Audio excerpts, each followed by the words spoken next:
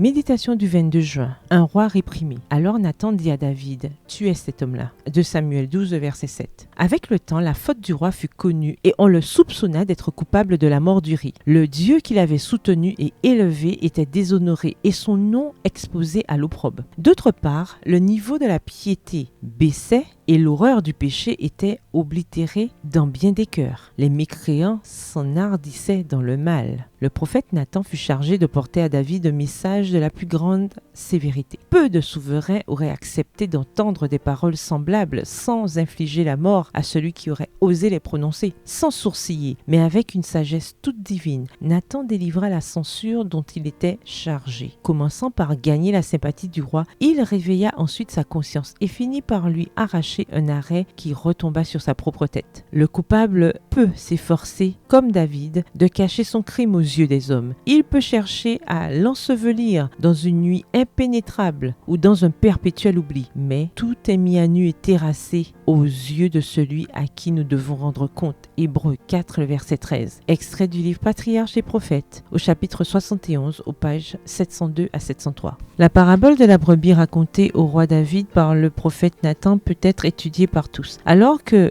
David s'enracinait dans la complaisance et l'abus de pouvoir, la parabole d'un homme riche dérobant à un homme pauvre son unique agneau lui fut présentée. Mais le roi était tellement immergé dans le péché qu'il ne s'aperçut pas qu'il était pécheur. Il tomba dans le piège et prononça sa propre sentence sur un autre homme. Le croyait-il en le condamnant à mort? Cette expérience fut pour David très douloureuse, mais aussi très bénéfique. Sans le miroir que Nathan levait devant lui, dans lequel il se reconnaissait si clairement, il n'aurait pas été convaincu de l'horreur de son péché et aurait couru à la ruine.